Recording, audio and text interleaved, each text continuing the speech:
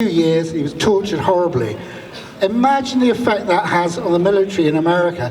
Who would want to be a prisoner of war due to one of Donald Trump's wars? He's got complete contempt for his own military. He didn't turn up last year for graveyard duty because it was raining in France. And also last year he didn't turn up for Veterans Day at Arlington Cemetery because he was too busy making calls.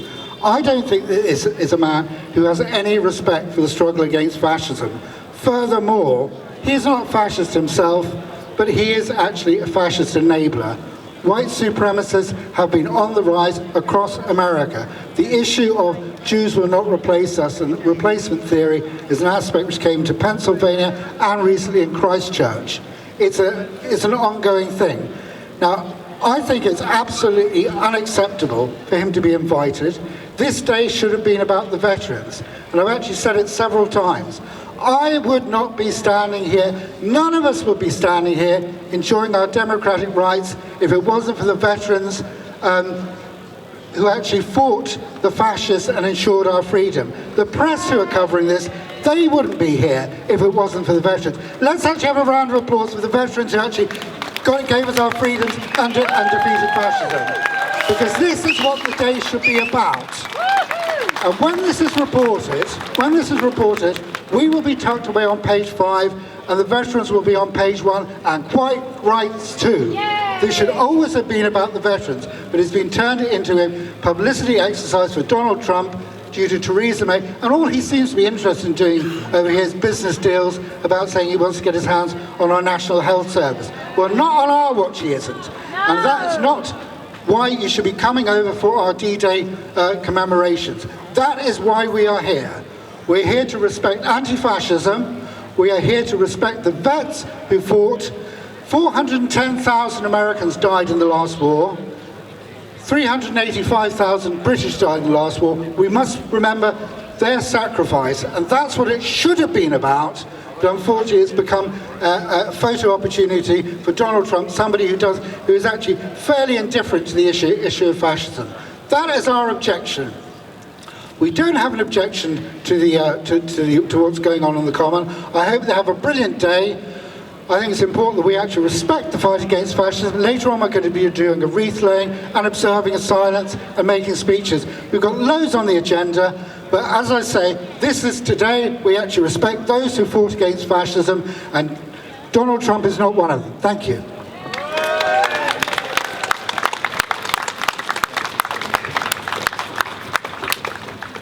Right, I'd now like to introduce Sue Castellon, a well-known local Labour Party member and also involved in show races and the red card.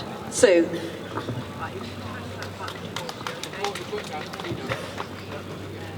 Yeah. Okay.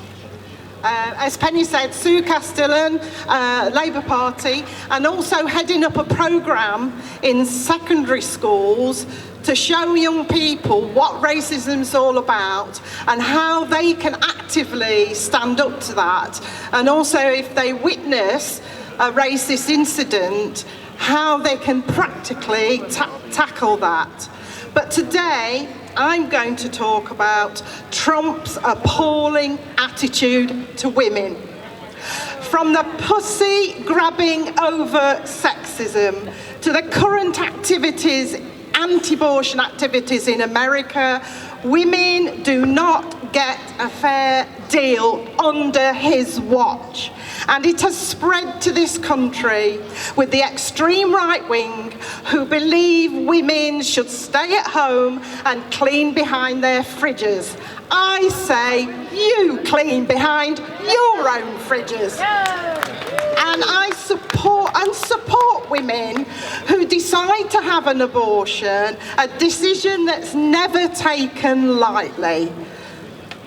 80% of women in this country have paid for the Tory austerity cuts out of their own pockets.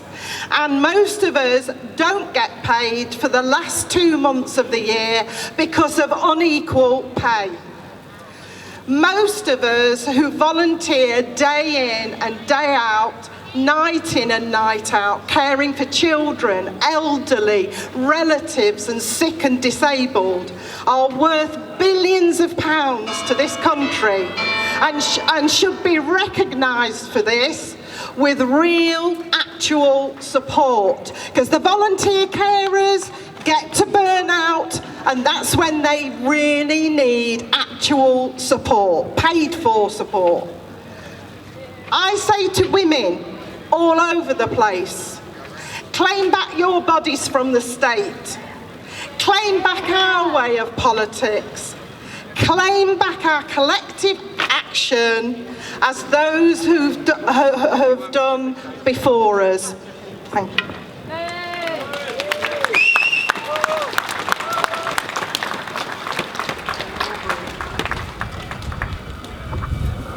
Thank you very much, Sue. Right, now I'd like to welcome Nick Chaffey from Southampton, who's from the Socialist Party.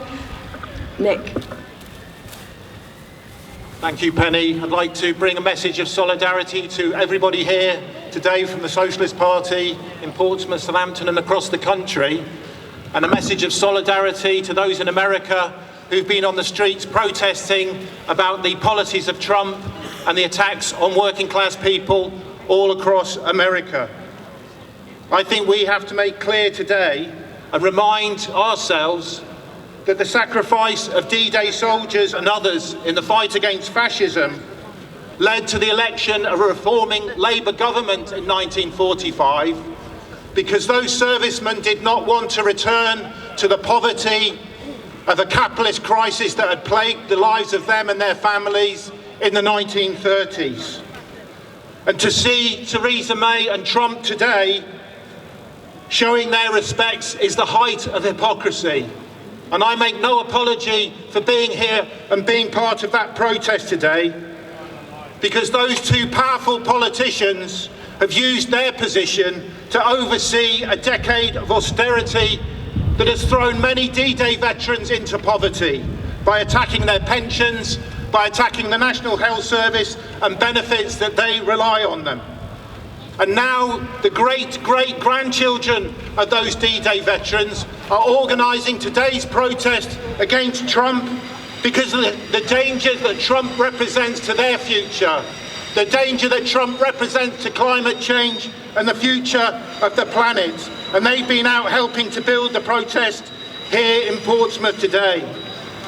These world leaders, the so-called masters of the universe, are masters of hypocrisy. They claim to defend democracy and act as the voice of the many for peace and prosperity, but that hides the lies of the reality. They're representatives of the super-rich.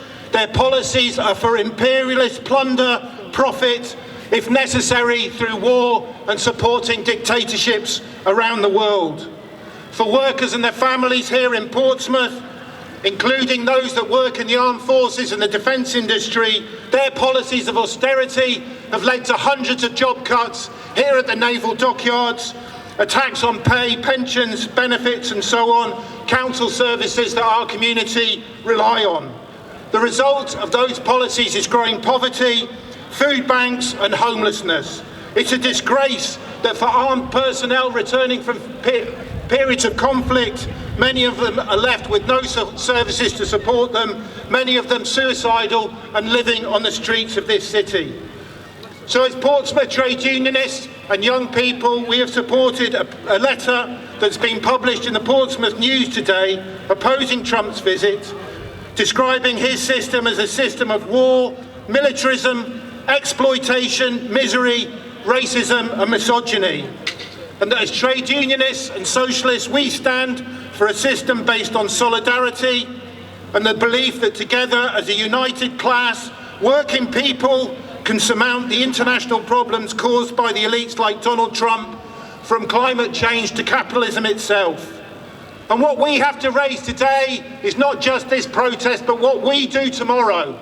Because the only way forward, in my view, is that we step up our efforts to remove this government, to remove the Tory government, to end austerity and replace it with a Jeremy Corbyn-led Labour government that is committed to socialist policies that will reverse the decade of austerity, to ensure a future for the young people that are here today, to build housing, to restore jobs, pensions, pay and benefits. And only on the basis of a socialist world can we see the rational planning of the world's wealth and resources to meet the needs of all and not the profits of a tiny few that May and Trump represent. Solidarity with you all.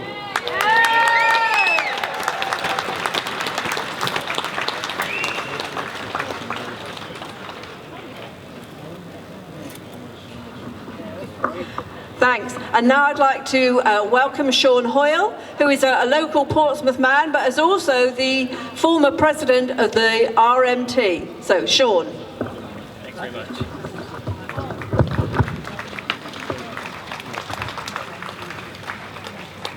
Good morning. I think it's still morning.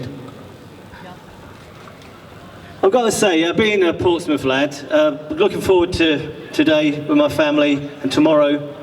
You know, going down to the front, celebrating the great achievements of many heroes 75 years ago, standing with them, remembering those heroes that went over there that chose to, and also remembering those that didn't choose to, that were forced to go.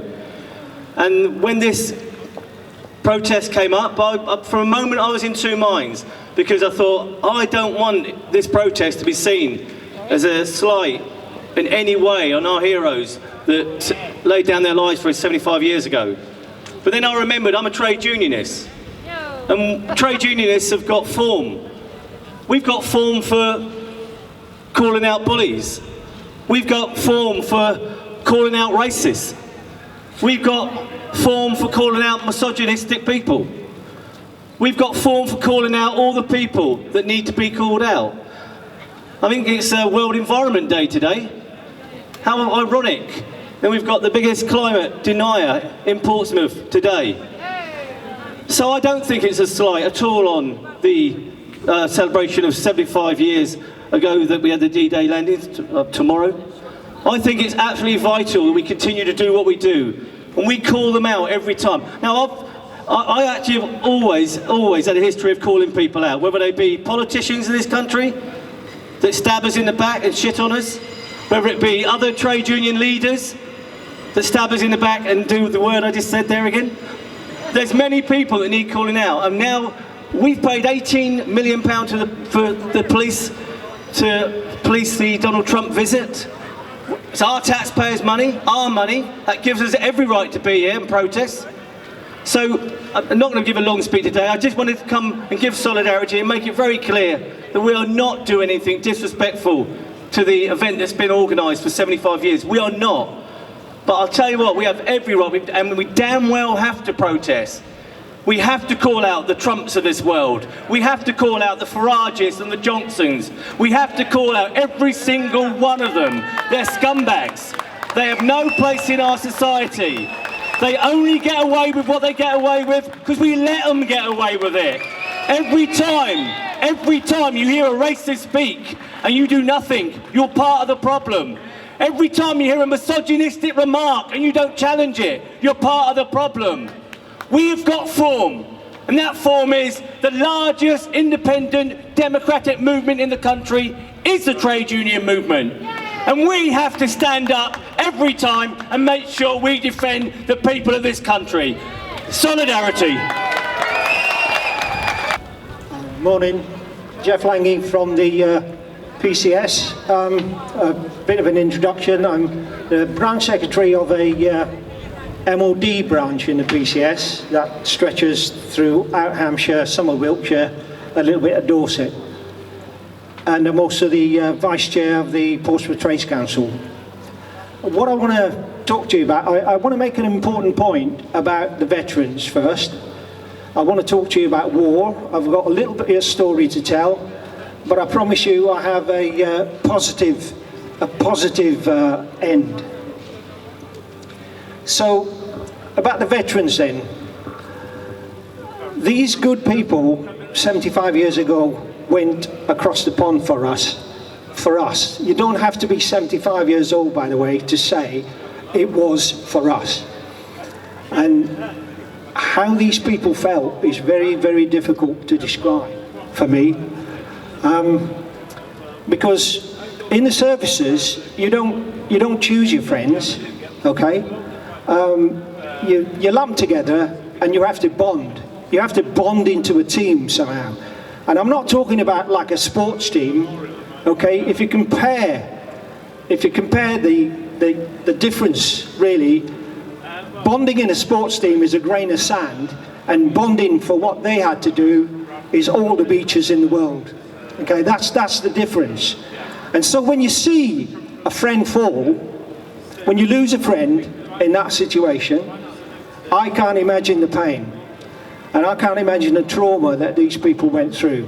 And I have all respect for them, and I wish I could go across and shake their hands and thank them for what they did. And I'm sure we all wish we could do.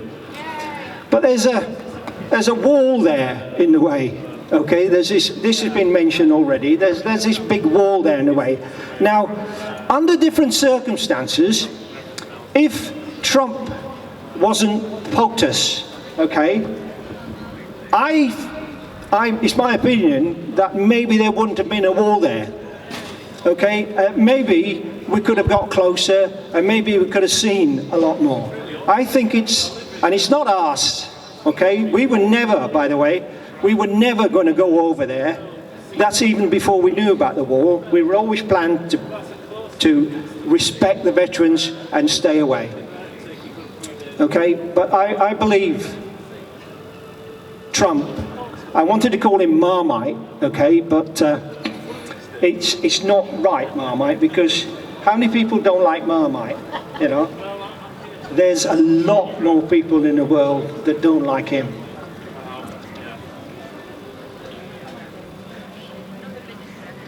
Wow. These veterans of ours on D-Day, which is tomorrow, by the way, these veterans of ours on D-Day went across, and very importantly, to me, that was the start of the end. Okay? That was the start of defeating the then Germany to find peace. I know there's a famous saying, you know, fighting for peace is like something for virginity. Well, in that event, you know, that brought about the end of the war, and that brought about a peace. Well, not complete peace. Okay, not complete, because the two biggest nations in the Allies, the eagle and the bear, became enemies. Okay, and they are kind of to this day.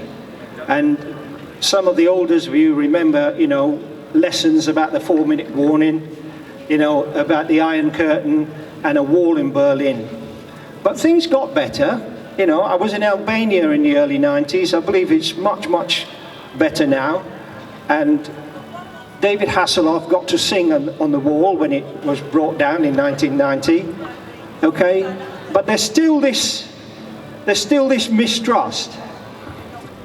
And throughout this Cold War, we've had these little wars as well, don't forget. We've had little wars, but what I want to say about war is that the people doing the fighting are just the same. We're the same. We have the same feelings. We have the same families. We have the same everything. Okay? A little story. In 1992, I was in Hamburg in Germany. Okay? And in the chief's mess on the ship, we had to entertain the Hamburg U2 Veterans Association. Okay, we could cope, we had a chef, we could put on a spread, we could have beer, and we could entertain them, we could talk to them, we could be friends.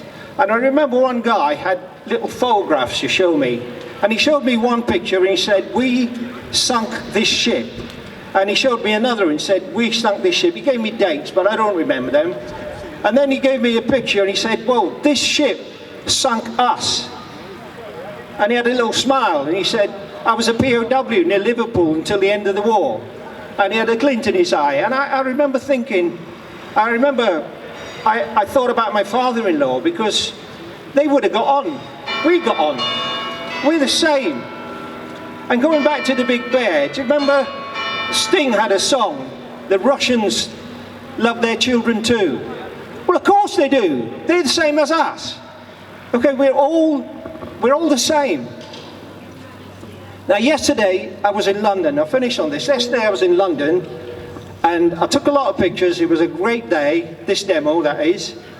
And I didn't know, until I watched the news last night, that there were some scuffles. They put that on the news. I never saw any scuffles.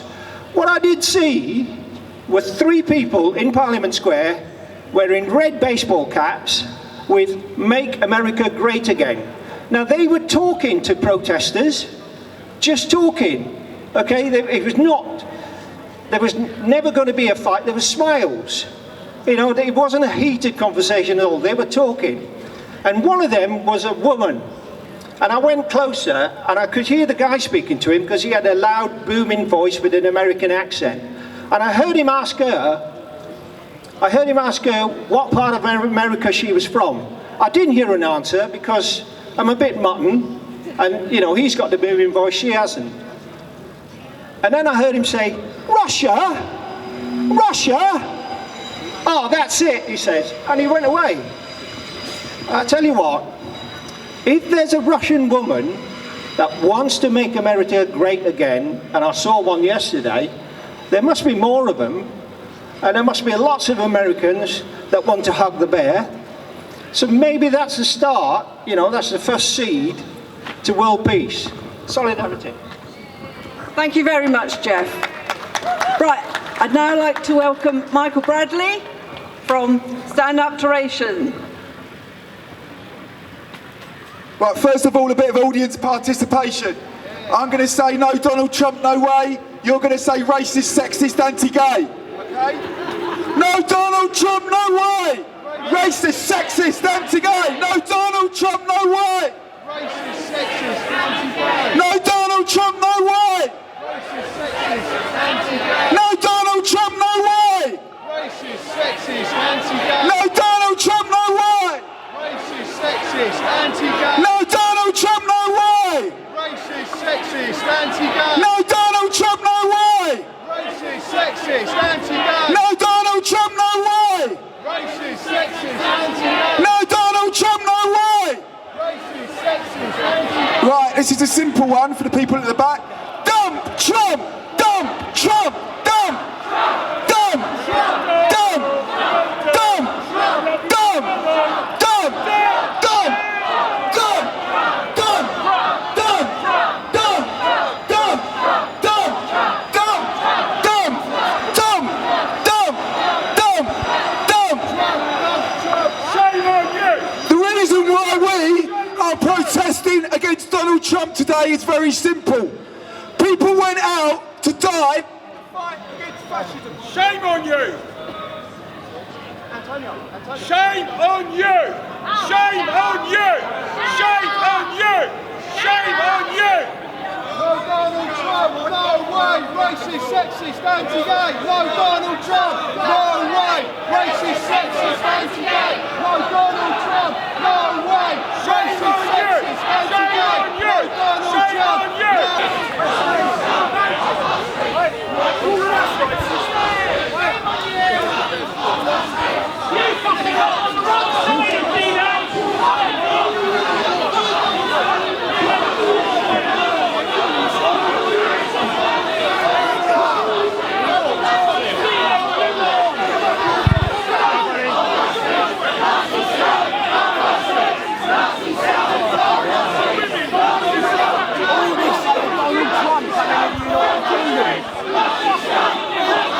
God bless America.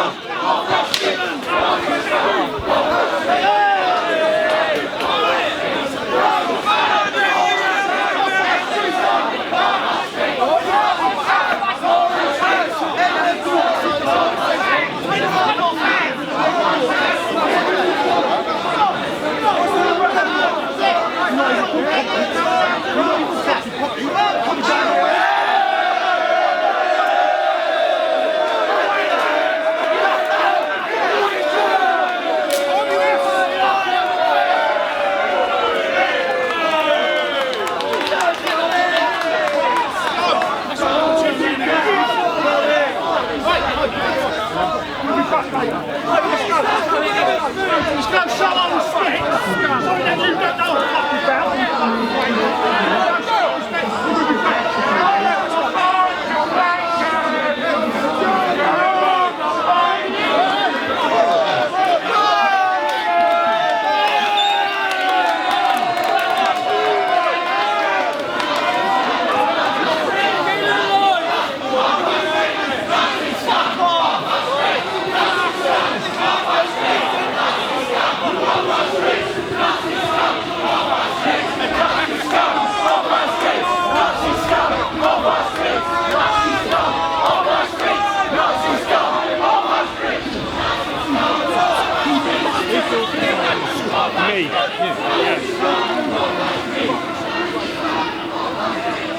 They've got a right to be here just as much as you've got a right to be here. They didn't have a police escort. He walked in there. They didn't have a police escort, believe me. I'll tell you what, you leave the policing to me, I'll leave the protesting to you. And I'm telling you, they've got as much right to be here and protest as much as you have. You didn't give us one when we came in, did you? Why do I need to give you a police escort? I didn't give them a police escort. They came in. We don't care if people come marching in here and telling us they stand for those politics. We are going to stand fast and speak out for the voiceless of those people who were destroyed, from the LGBT community, from the Jewish community, from people that were disabled, who were murdered in the name of fascist and Nazi ideology. And our slogan is very, very simple.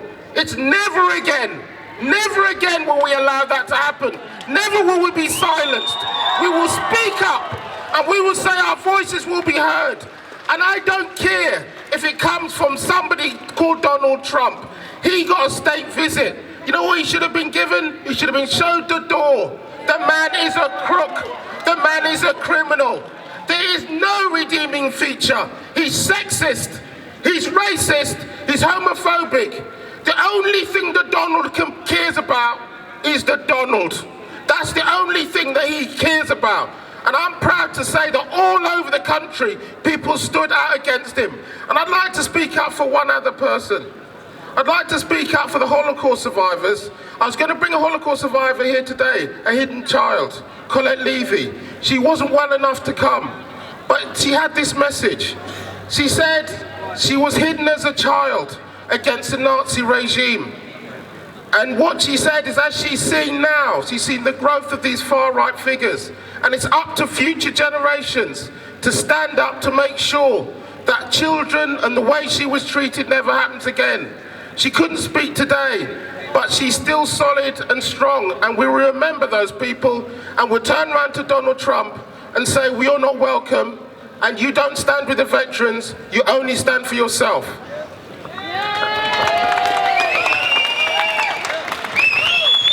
Thank you very much, Michael, and thank you very much, everyone, for staying in the square, for standing strong. We will stand up to the fascists, we will stand up to the racists, and we will dump Trump.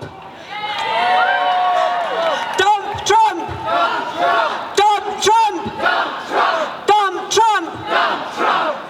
Okay, now I'd like to welcome, a very warm welcome to Diana, who is from Jewish Voice for Labour and is going to be speaking for us now.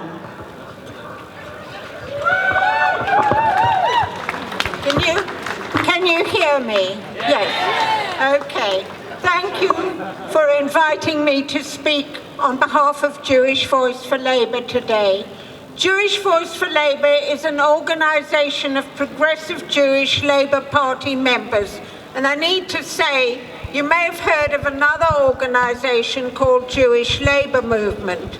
That organisation supports, doesn't actually contain only Jews, it contains anyone who believes in the centrality of Israel to Jewish life, which means you don't have to be Jewish and you don't have to be a Labour Party member, but you do have to make a lot of noise and complain to the Labour Party about what they call anti-Semitism. I'll get to that later.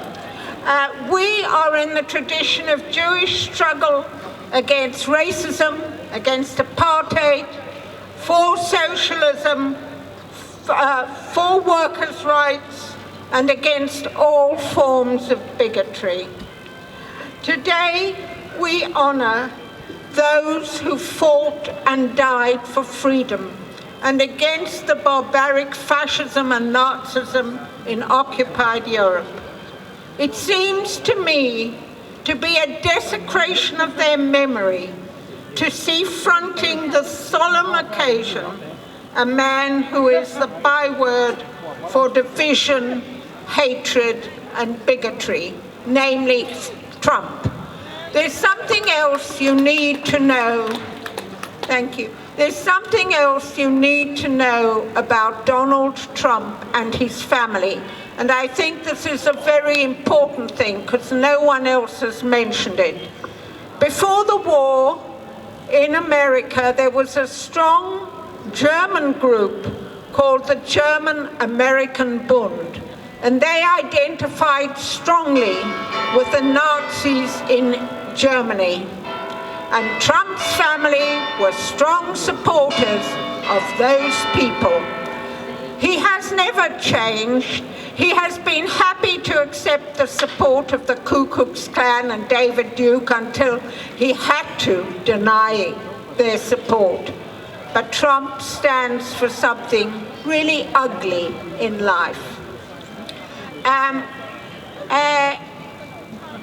we need to say what has happened. While Jeremy Corbyn, who's been a man at the forefront of anti-racism throughout his life, is criticized daily for what the organized Jewish community and some Jewish MPs call anti-Semitism, Trump seems to lead a charmed life, protected from any hint that he could not only be an anti-Semite, but unlike Corbyn, he is in fact a full-blooded anti-Semite who could take his place among the serried ranks of the most obnoxious of that tribe. Even today, the editor of the Jewish Chronicle, a rag that I wouldn't advise anyone even to look at, has complained about Corbyn the anti-Semite speaking against Trump. I will tell you that that editor has defended anti-Semites in the past, and that is what is happening. It is difficult for many people to understand what anti-Semitism is, as the waters have been well and truly muddied. We've heard about the AHRA definition, but 7 of the 11 examples are about Israel, and Israel is a country. All countries might have propaganda organizations that can defend them. Israel can defend itself. It's nothing to do with being Jewish.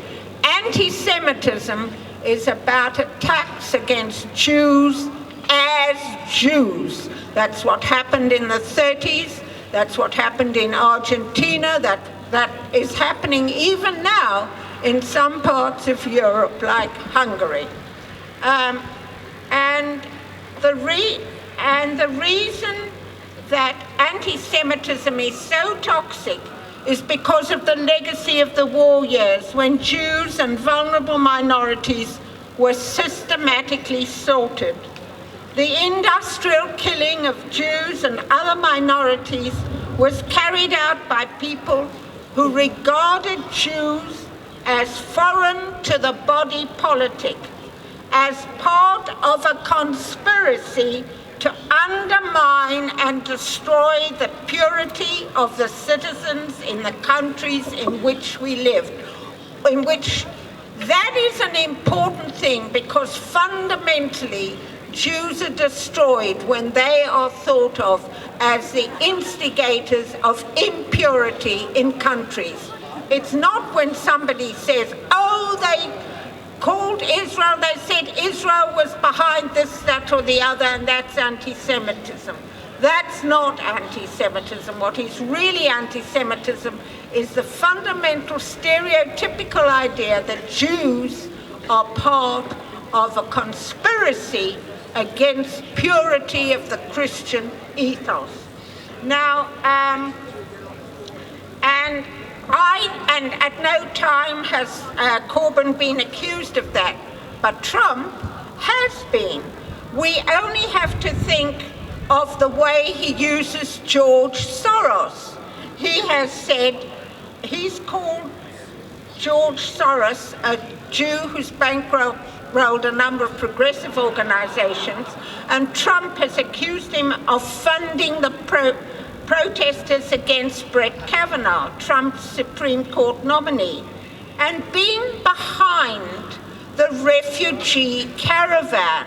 Now, the refugee caravan was thought of as people with brown skins who were going to replace white people in America.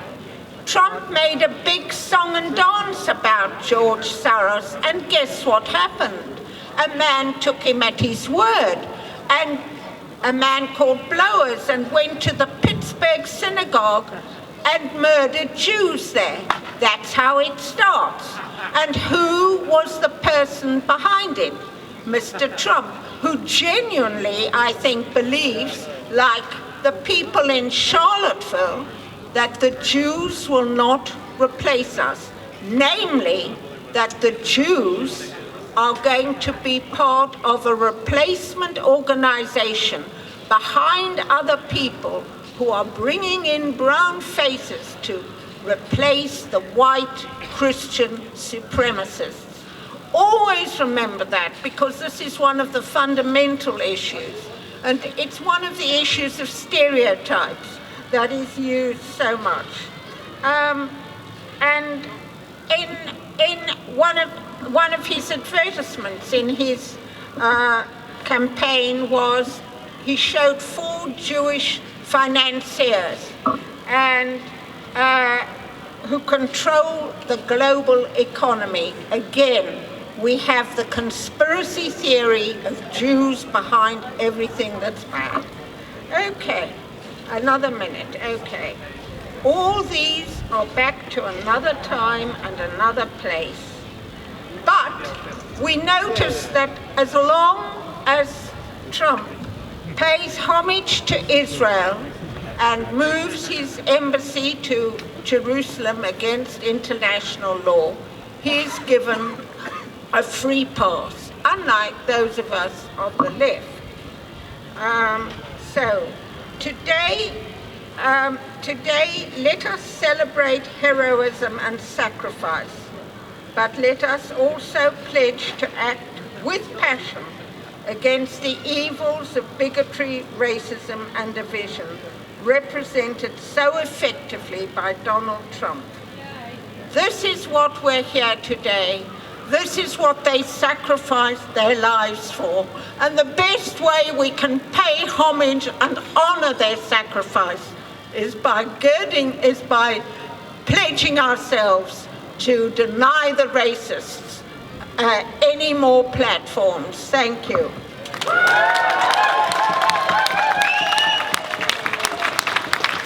Thank you very much, Diane, and I think it's very important that we had a Jewish speaker right after we had those nasty racists and fascists coming to try to disrupt our event. We've had enough of Trump interfering with the D-Day event. We don't want them interfering with our event. Right, well, we're now going to change the mood slightly, and we're going to have some music, and we're going to have Rob Johnson singing. Afternoon. 3 cheers for Winston Churchill and Lord and Lady Monk.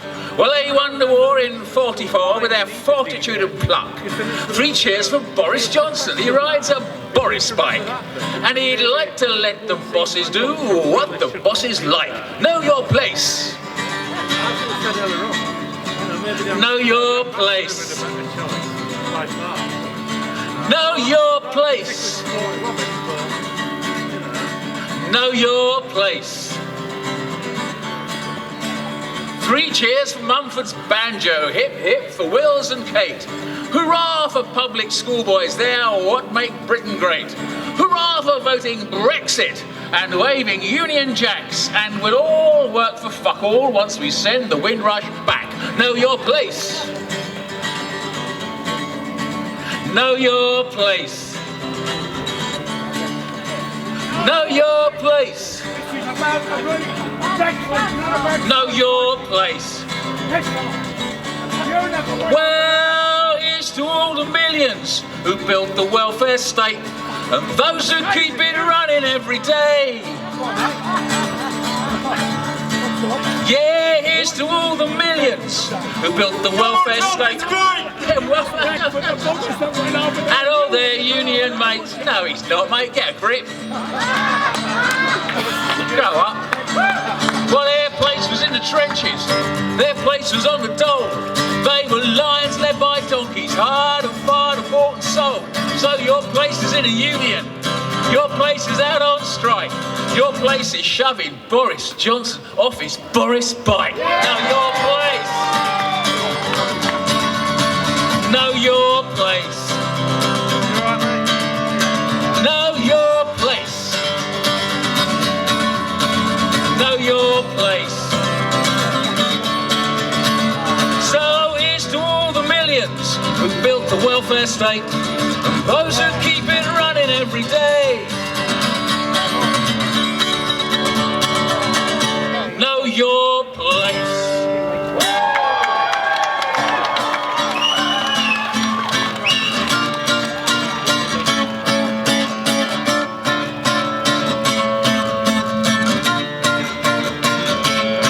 Well, the system isn't working. We gambled it away. With all our greed and carelessness now, someone has to pay. But Ascot's always Ascot, and Eton's much the same. Oh, the system isn't working, so we need someone to blame.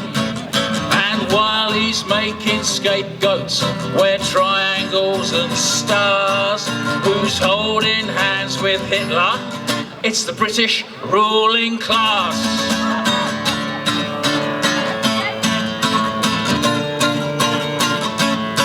Well, just ask the Duke of Windsor, just ask the Board of Trade, how much we love his speeches, his salutes and his parades. And the Daily Mail loves black shirts, we're all armchair Pinochets. Just wash our feet with money and we'll look the other way. While he's making scapegoats, we're triangles and stars. Who's holding hands with Hitler? It's the British ruling class. No wall, no ban, no passerine. No wall, no ban, no passerine. Now when the unelected princess from the banana monarchy meets the unelected millionaire from the markets of the free, she's got a scarlet number on and she's oh so eager to please. Donald, let's spice up our special relationship. Have another slice of my NHS, please. While he's making scapegoats, we're triangles and stars. Who's holding hands with Hitler? It's the British ruling class. No wall, no ban, no passerine. No wall, no ban, no passerine, no passerine.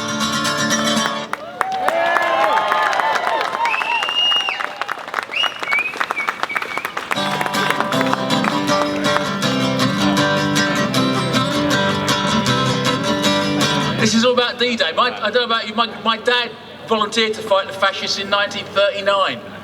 My dad said he went to his youth club in 1938 and there were refugees from Nazi Germany there and he always remembered the dark and haunted eyes. So my dad was a gentle bloke, but he volunteered to fight the fascists. He wasn't just fighting the fascists. What they wanted a better world when they came back.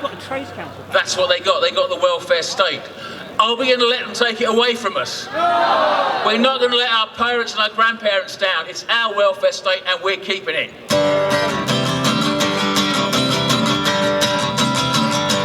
You won't find the ghosts of D-Day wearing crown jewels in a castle. You won't find the ghosts of D-Day with their heads up Donald's arsehole. You won't find them in the public schoolboy ornamental ranking of aristocratic waxworks and their pompous merchant banking. You'll find them in the NHS. You'll find them in the NHS. You'll find them in the NHS today. You won't find the ghosts of D-Day in museums and Big Ben, having shampoo at the Ritz or number 2s at number 10. You won't find the ghosts of D-Day owned by media millionaires, but you might find the ghosts of D-Day here in the GuildHall Square, in the NHS. You'll find them in the NHS. You'll find them in the NHS today. We'll have to sing this very loudly because there's a big wall between us and Donald, but it goes like this. It's our NHS and it's not for sale. All together, it's our NHS and it's not for sale. Once more, it's our NHS and it's not for sale. Here we go. It's our NHS and it's not for sale. Well, some of us are old school and some have just turned up, but no one likes a fascist, so Donald, just quack off. Quack off to your golf course, take quacking Nigel too. Because the ghosts of D-Day didn't fight for racist, homophobic, misogynistic, lying, cheating, tweeting, highest level of special, prime American presidential idiots like you. You'll find them in the NHS. You'll find them in the NHS. You'll find them in the NHS today.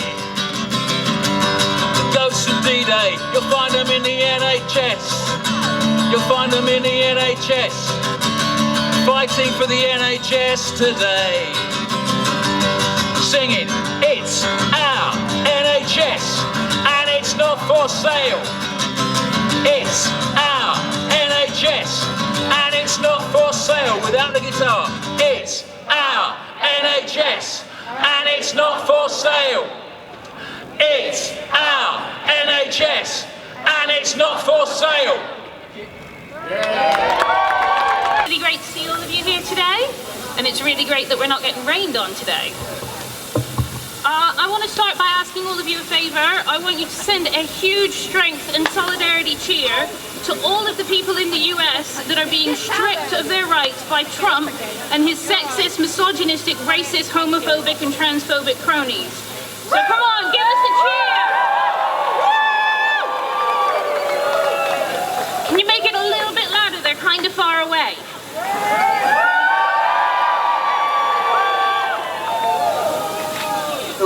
We will have filmed that and we'll send it over. So this week's state visit has cost the UK taxpayers... Sorry. Can you make it? Thank you.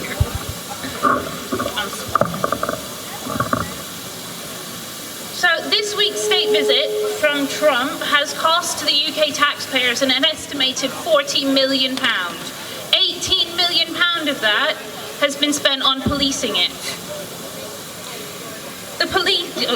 When 1 in 5 children in the UK don't know if they're going to have any dinner tonight, when we have people waiting 18 months or more to access psychological trauma treatments, when knife crimes are shooting up because youth services have been cut, when hate crimes and sexual assaults are increasing because we don't have enough police on our streets, when schools are closing early because they can't fund a full school week, and when domestic violence services are disappearing because of a lack of funds, and disabled people are dying because of benefit cuts.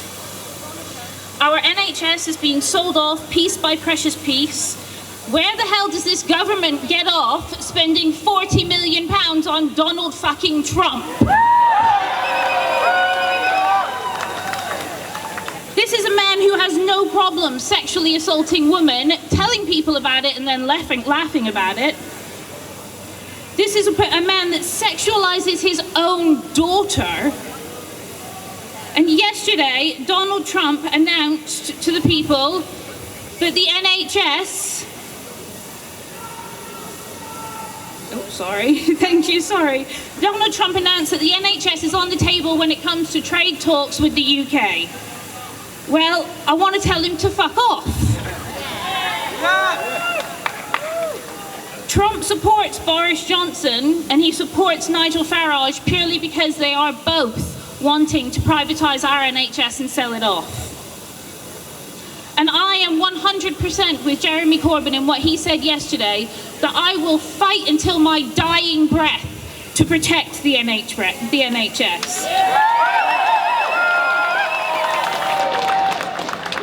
In the US, diabetics are dying because insulin costs are in their hundreds every month. When my son was 5 weeks old, he developed a life-threatening condition called pyloric stenosis. When I took him to the GP when he was 4 weeks old, the GP gave me all the information that I needed to make sure that my son didn't deteriorate. Unfortunately, he did, and he became very poorly, so I took him to QA Hospital. From there, he went straight to a paediatrician within 15 minutes, and after that, he was blue lighted to Southampton Children's Hospital. He was stabilised, and 2 days later, he had the life-saving surgery that he needed. 3 days after that, he was discharged at home, and he was perfectly healthy. During that time, all I had to worry about was that my son would get healthy and that he had all the love and cuddles that he needed. For parents in the US, when their child gets ill, they have to worry about, are they going to have to sell their house to keep their child alive? They have to worry about whether or not they have the correct insurance so that their child can get all the medication that they need. In our country, we have the amazing NHS, so that when our children get ill, we just have to worry about loving them.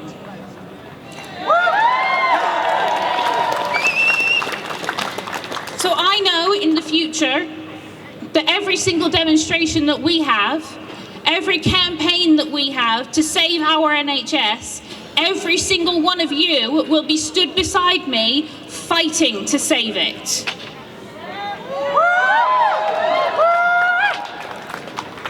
I'm just going to finish off with one last request. June is LGBTQ plus Pride Month. Trump and his government have a long history of removing the rights and protections of LGBTQ plus people. On the 1st of June, Joanna Medina, a transgender woman, died in the custody of American Immigration and Customs Enforcement. Her death was completely avoidable. Whilst Joanna was dying, Trump's government were sending out tweets congratulating themselves on the excellent work that they do for the LGBT plus community. Trump's government not only banned transgender people from joining or being in the armed forces, they removed healthcare protections and made it legal for healthcare professionals to refuse transgender people treatment. Essential and life-saving medical treatment. Now I know that every single one of you supports our trans brothers and sisters all over the world.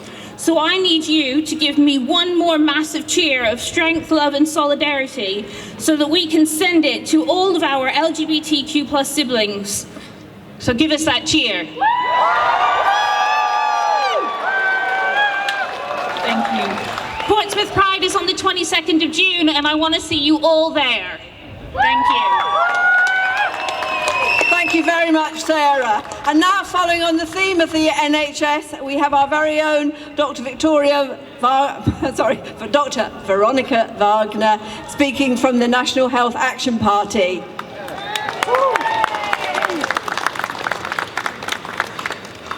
Hello, or good morning, or good afternoon, or whatever it is now. Brilliant to see you all come to our People's D-Day. No walls, no borders, just community involvement. How is that? I'm a member of the executive of the National Health Action Party. I'm also elected workplace representative for Unite the Union and Doctors in Unite.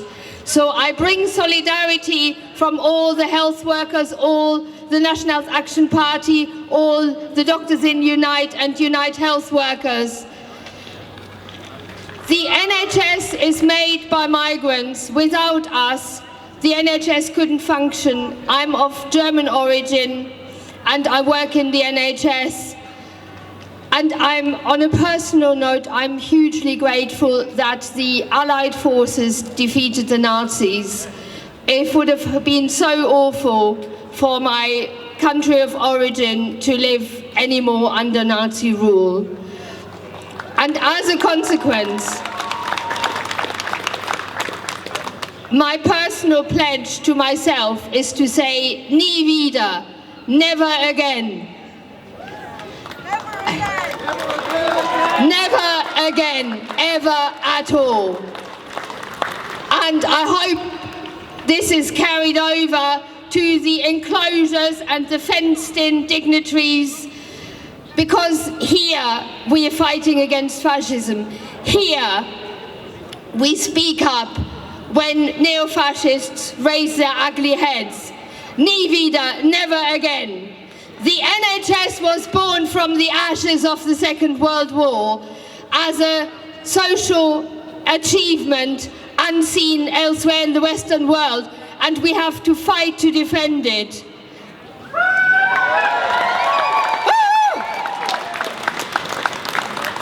We honour the dead, we honour those who fight fascism, we honour those who still fight fascism and who died in the Second World War and ever since.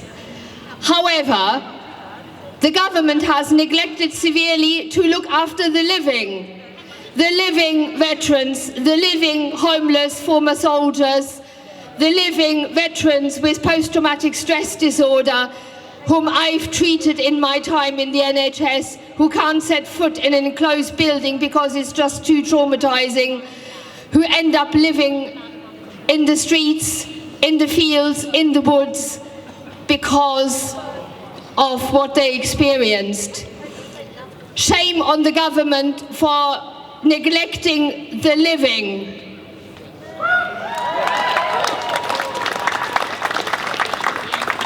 And it just so happens that on Sunday, it just so happens that on the Mar Show on Sunday, the US ambassador said the NHS is up for grabs in a trade deal, and then Trump confirmed the same, and then he quickly backtracked.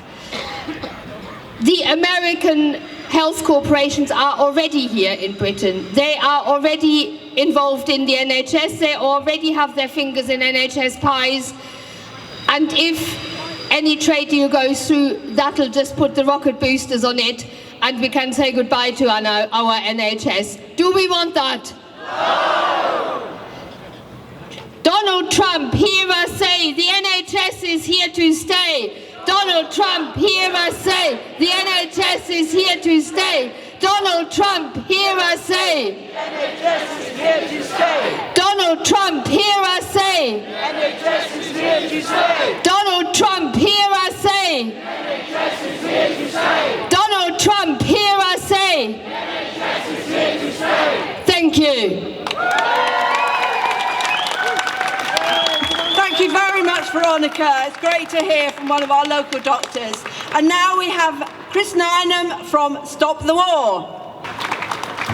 Thanks very much, and I want to say thank you and big congratulations to all of you for coming out today. I think it's very, very important that at the seat of the commemorations over D-Day, it has been seen and it can be seen that people are still prepared to come out and speak up and stand up against Donald Trump, because it seems to me that the rolling out of the red carpet by this discredited government for Donald Trump will in the future be seen as one of the most shameful and actually incomprehensible episodes of British history.